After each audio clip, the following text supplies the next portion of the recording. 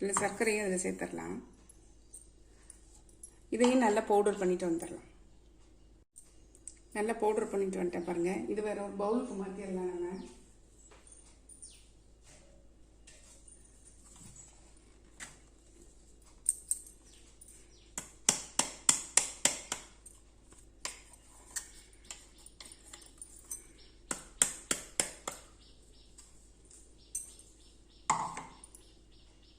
நம்ம இதில் கொஞ்சம் கொஞ்சமாக பால் விட்டு நல்லா வந்து க்ரீமி கன்சிஸ்டன்சி கரைச்சிக்கலாம். ஒரு 3 ஸ்பூன் பால் விட்டுருக்கேன். வந்து நல்லா கரைச்சி எடுத்துக்கலாம். சர்க்கரை வந்து சீக்கிரமே இலகிடும்.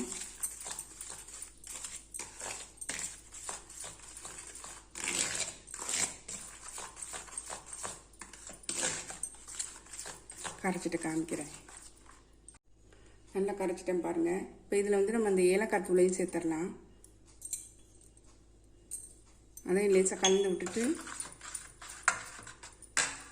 இந்த பொரிச்சு வச்ச பொரி இருக்குது பார்த்தீங்களா, பொரியும் கேஷ்யூ நட்டும் அதை வந்து நம்ம இதில் சேர்த்துக்கலாம்.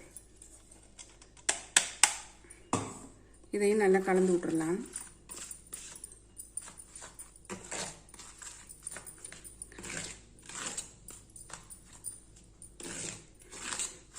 இதுக்கு அடுப்பு எதுவுமே தேவையில்லைங்க, ஜஸ்ட்டு பொடிச்சாலே போதும்.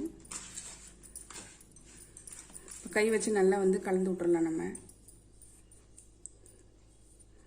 சப்பாத்தி மாவு பதத்துக்கு இதை கொண்டுட்டு வந்துடலாம்.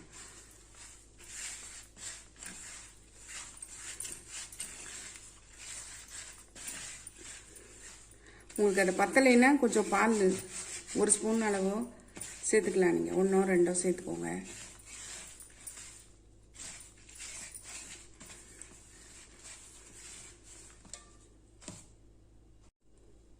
நல்லா சமப்படுத்தி விட்டுட்டேன் பாருங்கள்.